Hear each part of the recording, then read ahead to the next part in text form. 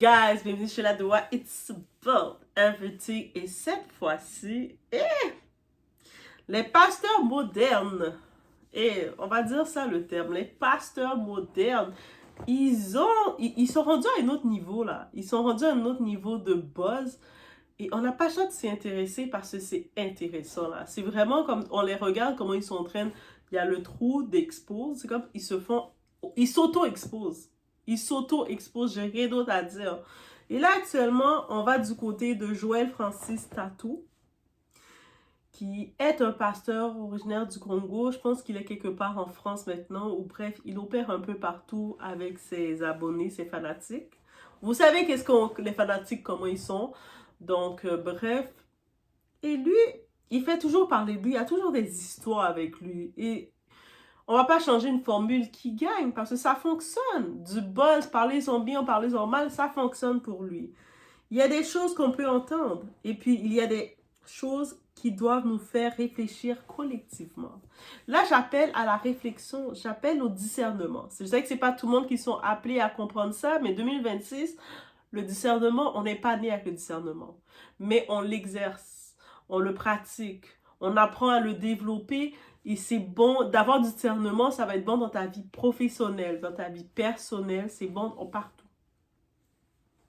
Donc, c'est pas une mauvaise chose de développer son discernement. Et c'est là qu'on va le développer ici. Quand un responsable religieux explique publiquement avoir accédé au Wi-Fi d'un inconnu par révélation divine, une question s'impose. Où s'arrête la foi et où commence la dérive? Ce n'est pas une moquerie, c'est une vraie interrogation ici qu'il faut se poser. Donc, c'est comme de dire que comme il a eu une révélation divine, c'est-à-dire c'est Dieu qui l'a révélé d'aller voler l'Internet. Le Wi-Fi, c'est quoi? L'Internet d'une autre personne, d'un autre utilisateur. Et, bon Dieu, qu'est-ce qui se passe? Dans tes commandements, dans tes règles, tu parles et tu ne voleras point. Tu ne vas pas voler. Qu'est-ce qui s'est passé, mon Dieu? Est-ce que ça a changé? Dieu, il change selon ses principes maintenant? On regarde le tout ensemble, guys.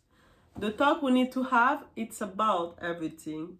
Avec discernement ici.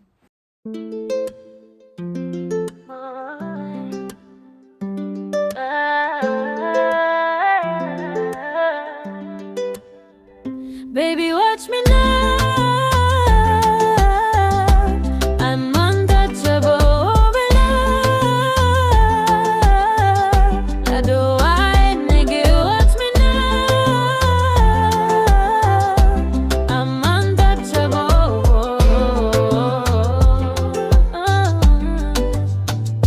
Nazali motema ya pouvoir. Na besi mon lumière nanzoto na regard. C'est moi qui choisis de qui moun ka vin bo côté. Bon Dieu ka guide moi. Pas ni rete. Nazali motema ya pouvoir. Moi c'est un flanc qui j'allais lever. Fais son stop, c'est que moi ka briller. Baby, what? Et je vous dis, ce que j'aime avec ces pasteurs-là, c'est pas comme si c'est des gossips, tel blogueur ou telle personne a dit ça sur eux. C'est dans leur propre témoignage, quand ils ont leur micro sur leur scène, et on appelle ça leur scène parce qu'ils font des shows, ils font des spectacles, littéralement. Ils nous disent des choses, et quand tu écoutes, je me dis que j'imagine sur le moment, les gens qui sont là, qui les acclament, ils prennent pas le temps, tu sais, comme si tu écoutes un show, tu prends pas le temps vraiment de comprendre le show, mais le fait que c'est enregistré, parce qu'on est dans l'ère de l'Internet. Et quand tu réécoutes ce qu'il dit, c'était comme, il n'a pas dit ça, lui. Comment il a dit cette imbécilité-là? Tu es obligé d'analyser. Donc, c'est dans un témoignage qui est largement relayé que vous allez pouvoir avoir accès, même voir des bouts, que ce soit même sur TikTok, un peu partout. Il y a beaucoup d'autres créateurs, youtubeurs, vidéos qu'on en parlait.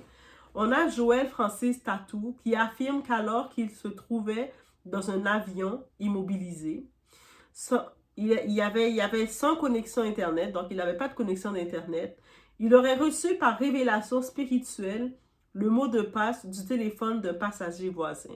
Donc lui est dans l'avion, on regarde la scène, il est tranquille dans son avion. L'avion est pas encore décollé, donc il est comme ça. Il n'a pas accès à l'Internet parce qu'il n'a pas de connexion. Et puis, vous savez, des fois, il me semble que pour l'avion, il y a des forfaits qu'on peut payer pour avoir l'Internet. Mais lui, il n'a pas besoin de payer parce que lui, son Dieu, il le révèle, il le révèle l'Internet, l'accès des autres personnes. Donc, il y a quelqu'un d'autre à côté dans l'avion qui a payé son accès d'Internet et qui est en train de regarder ses trucs sur Internet. Et lui, son Dieu, c'est un bon Dieu qui sait faire les bonnes arnaques. Il allait arnaquer le code de l'autre personne pour lui donner. Voilà, c'est aussi simple que ça. Et grâce à cette révélation, il a réussi à se connecter donc sur l'Internet de la personne. Donc, la révélation l'a permis de voler l'Internet d'une autre personne. On va dire les termes. C'est pas révéler le Wi-Fi. Sa révélation l'a permis de voler l'Internet d'une autre personne. Ça a été dit. Le récit est raconté sur un ton léger, presque humoristique, devant des fidèles qui applaudissent. Parce que les fidèles, ses fans, ses fanatiques, on les appelle plus des fidèles. On les appelle ses fanatiques, au même titre que Nicki Minaj a des fanatiques, au même titre que Beyoncé a des fanatiques. Nicki Minaj, ses fanatiques s'appellent les Barbs. Beyoncé s'appelle les Behave. Bref. Lui aussi a des fanatiques. Comment on les appelle ces fanatiques à lui? Les tatous. Les tatous, on va les appeler les tatous. Donc, les tatous, eux autres, ils applaudissent. Yeah! Yeah! Yeah! Ils sont en train d'applaudir, de rire. Mais derrière le rire, il y a un vrai malaise qui se pose à tout ça. On va mettre les choses au clair à partir de là. C'est important. Personne ici ne juge la foi des gens. Personne ne nie la spiritualité. Personne n'attaque la religion chrétienne. Ce qu'on va analyser, ce sont des discours publics, des témoignages assumés et leurs conséquences. Parce qu'à partir du moment où un responsable religieux met en scène ce type de récit, il influence des milliers de personnes. Donc, il y a plein de gens qui sont là, qui écoutent. C'est reproduit partout dans le monde, parce que sur Internet, c'est comme ça que ça va. Et c'est le message derrière qui est véhiculé qu'on doit ressortir. Le problème central. La question n'est pas « est-ce que Dieu peut faire des miracles ?» La question est « pourquoi associer Dieu à des actes qui ressemblent plutôt, pas rassemblent, qui ressemblent. Donc, pourquoi on va associer Dieu à des actes qui ressemblent à une transgression éthique ou matérielle? Aujourd'hui, le Wi-Fi, ce n'est pas abstrait. C'est un service payé, personnel, protégé par un mot de passe. Même raconté sous forme spirituelle, le message envoyé est dangereux. On banalise l'idée que Dieu autorise tout. On brouille la frontière entre foi et justification. Et on transforme la spiritualité en spectacle. Dans la tradition chrétienne, il y a un principe fondamental. On reconnaît l'arbre à ses fruits. La Bible n'enseigne jamais que Dieu encourage la prise sans consentement. Donc, Dieu ne dit pas, bon ben, t'as faim mon enfant, mais va chez le voisin, va te servir dans son épicerie. Il te dit pas ça. Ah ben attends, je vais aller voler la viande le rôti que ton voisin est en train de cuisiner, puis je vais le mettre chez toi. J'ai jamais vu aucun passage sur la Bible dire ça. S'il y en a un, s'il y a un passage sur la Bible, dites-moi-le, peut-être que j'ai manqué ce passage-là. Ça peut arriver. Comme j'ai pas étudié la théologie, on peut comprendre. Donc vous allez me dire, Doa, ma soeur, oui, voici le passage dans la Bible qui dit que Dieu, il a mis en avant le vol. Donc, il a mis en avant que lui, dans son esprit, il va voler chez le voisin pour te donner et puis il le justifie. Et puis, voici, c'est tel passage. Je vais faire, ah, ok, j'avais manqué ce passage. Glorifier l'humiliation d'autrui. Donc, j'ai pris son Wi-Fi et puis ha ha ha ha ha. Bref. Ou transforme le quotidien des autres en terrain de démonstration spirituelle. La foi est censée élever, pas troubler. Le risque pour les fidèles, donc les fanatiques là, de tatou et puis tout autour qui écoutent ce message-là, le vrai danger n'est pas l'histoire en elle-même. Le vrai danger, c'est l'interprétation. Et c'est là que le danger. C'est quand tu décides d'être un représentant religieux, on ne dit pas que tu es parfait parce que la perfection n'existe pas, mais ton message, tu fais un message qui techniquement, le message est supposé être parfait. Même si tu décides de raconter une anecdote, une histoire, tu dois raconter une histoire qui va édifier des gens, qui va ramener des gens que peut-être qui avaient un comportement de voler à se dire « Ah, c'est pas bon ». C'est-à-dire la personne qui vient te voir que lui, il essaie de changer ce comportement et puis toi, tu justifies que c'est normal de voler, mais tu l'as pas édifié, tu l'as juste encouragé à continuer de voler. Car demain, certains vont pouvoir se dire, si Dieu lui permet, pourquoi pas moi? Donc, si Dieu lui a permis de voler l'Internet d'autrui pour son propre plaisir pendant qu'il est dans l'avion, ben pourquoi pas moi? Moi aussi, je peux voler l'Internet d'autrui.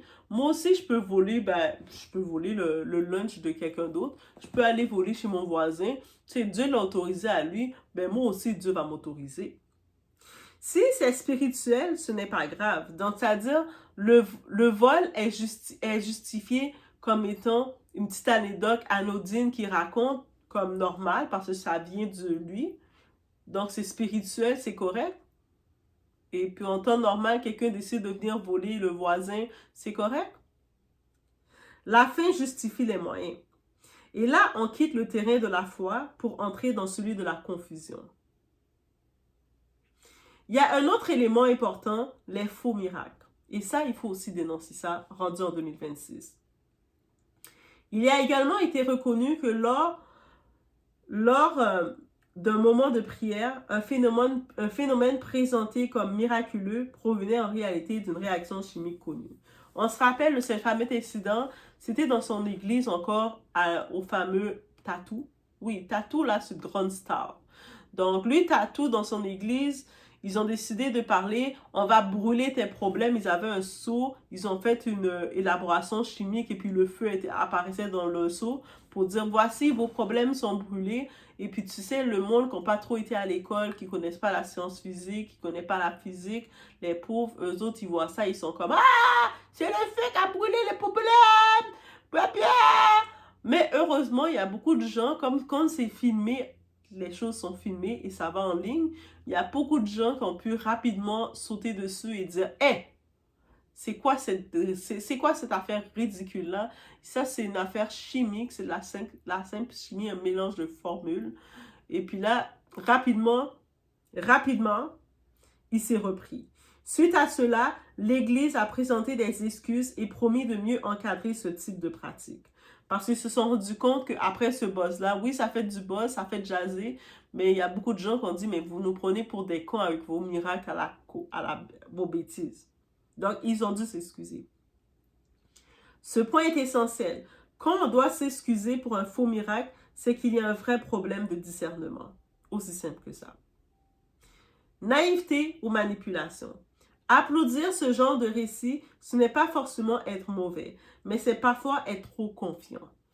Et la foi ne doit jamais remplacer l'esprit critique, la responsabilité et le bon sens. Dieu nous a donné l'accès de reconnaître le bien et le mal et justement de travailler son discernement.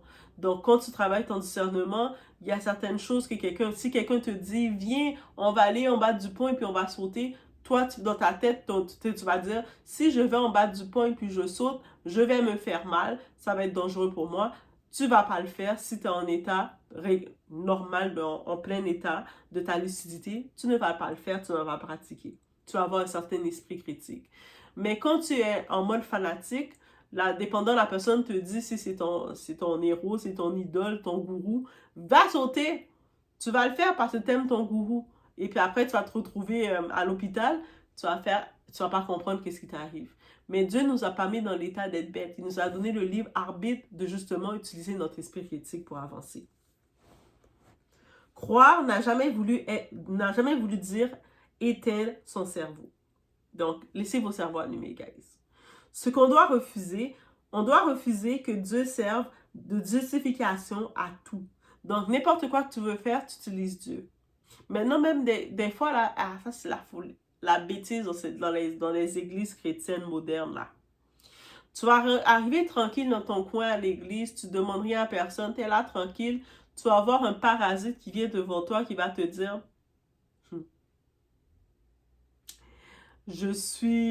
Dieu m'a révélé que tu étais ma femme.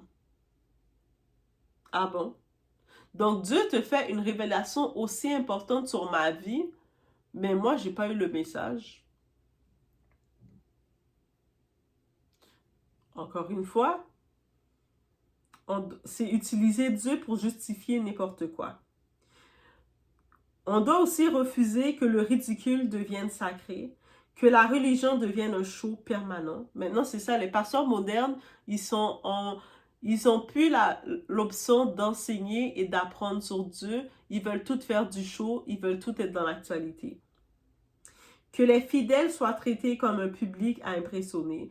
Donc, on sait que la plupart de ces gens, quand ils vont à l'église, ce n'est pas pour aller connaître Dieu, c'est pour aller regarder le show, voir le pasteur faire tomber les gens, voir des situations loufoques, le pasteur parler de son intimité, voir des choses bizarres comme ça se faire. La foi, ce n'est pas un spectacle, ce n'est pas un concours de récits extraordinaires. Si un discours vous met mal à l'aise, écoutez ce malaise. Si une prophétie vous semble absurde, vous avez le droit de questionner. Si un pasteur vous demande d'admirer les actes douteux, vous avez le droit de dire non. La foi ne doit jamais vous enlever votre discernement. Et ça, c'est important de noter ça. Cette vidéo est une analyse critique et éducative basée sur des propos publics qui ont été relayés dans les médias et sur les réseaux sociaux. Elle ne constitue ni une accusation pénale, ni une incitation à la haine ou au harcèlement. Le but est d'encourager la réflexion, le discernement et un rapport sain à la spiritualité. Donc oui, on peut être spirituel, oui, on peut continuer d'aller à l'église, oui, on peut continuer de se rapprocher de la religion qu'on veut s'approcher, mais il faut utiliser un peu de discernement et de gros bon sens. Et des fois, quand tu t'approches soit de ta spiritualité ou de peu importe la religion, la première chose que tu es appelé à faire tes recherches, à faire tes études. Tu as accès, tu sais, l'éducation est ouverte à toutes. Même si tu ne veux pas lire la Bible en papier parce que tu n'arrives pas à lire en papier, il y a les Bibles audio maintenant. Les Bibles qui parlent, qui peuvent lire pour vous. La petite voix va lire pour vous. Donc, vous pouvez prendre le temps et puis écouter la petite voix et puis lire pour vous. Vous comprenez? Donc, vous avez l'accès de lire. Il y a même des groupes, vous pouvez poser des questions et tout. Et même si vous arrivez dans un lieu, un culte, peu importe le culte religieux que vous avez, et quelqu'un vous dit des choses, mais qui n'ont aucun sens, vous avez le droit de questionner la personne. C'est-à-dire que si ce pasteur tatou, il vient se présenter en disant, moi j'étais dans un avion, puis il n'y avait pas d'accès à Internet, puis moi j'ai décidé de trafiquer, de faire un trafic, j'ai été révélé justement par Dieu pour faire un trafic, pour voler l'Internet du voisin à côté, et je suis trop fière de moi. Mais toi, tu as le droit, comme humain, de dire, quelqu'un qui a un minimum de gros bon sens, de te dire, donc si je comprends bien, tu as volé l'Internet de notre voisin. Et puis, est-ce que ça vient vraiment de Dieu? Donc, est-ce que Dieu, le Dieu que tu es en train de nous parler, il est en train de faire la promotion du vol? Est-ce que le vol est acceptable? C'est ça que tu nous dis? Tu as le droit de poser la question. Tu ne peux pas juste applaudir et dire Amen, parce que c'est pas Amen. C'est-à-dire que cette personne-là est en train de faire la propagande d'un faux Dieu.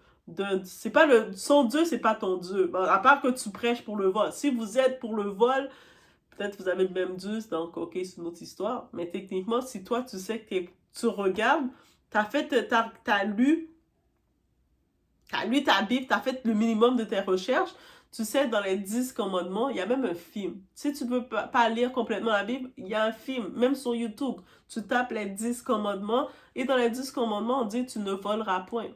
Tu ne vas pas voler. Donc, pourquoi maintenant, ça devrait être légitime et légal de voler l'Internet du voisin quand on dit tu ne voleras point? On se laisse sur cette réflexion? Mais oui. Donc, je sais que de s'asseoir comme ça et de nous amener à avoir un peu de jugement et de développer notre discernement, ça ne plaît pas à toutes parce qu'on nous a tellement conditionnés à juste tout accepter, à être juste, à être en mode tout avaler, tout accepter et surtout prendre n'importe quoi qu'on nous sert. Mais on doit aussi surveiller l'aliment qu'on mange. Parce que si tu manges n'importe quoi, ben tu vas être malade.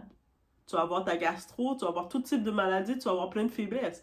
Donc oui, tu dois être picky. 2026, on doit commencer à être picky dans son régime, dans ses aliments. On doit regarder la qualité des aliments qu'on mange, que ce soit les aliments qu'on mange, physiques, que ce soit aussi spirituel.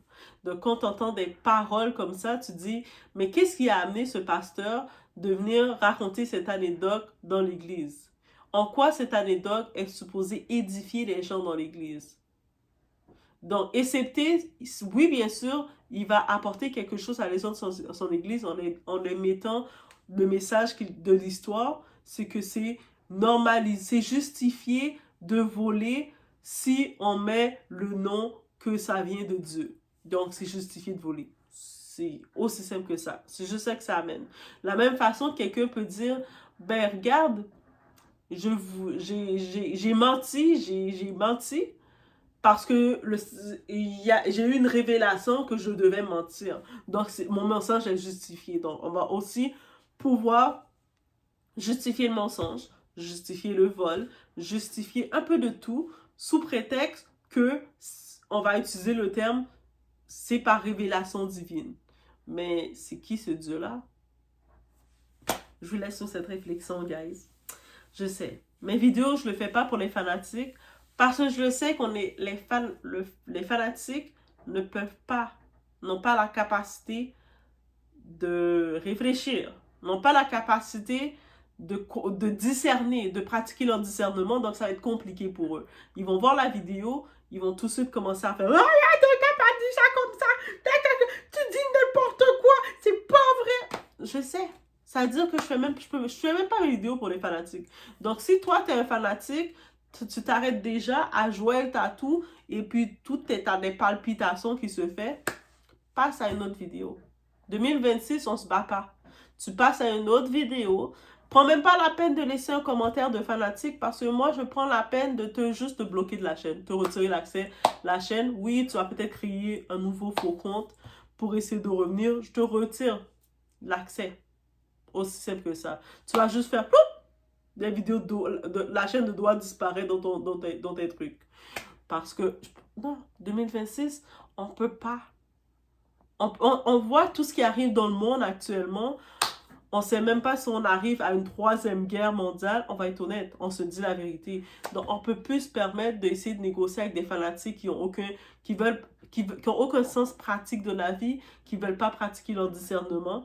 On ne peut pas commencer à négocier avec eux. On ne peut pas essayer de les expliquer. Donc, c'est trop tard pour t'expliquer. Donc, tu restes dans ton fanatique, va écouter l'objet de ton désir et fous la paix aux gens qui parlent, qui discutent, qui disent ce qu'ils veulent dire. Peace, je vous laisse sur ce. C'est la nouvelle énergie de Doua, guys. OK?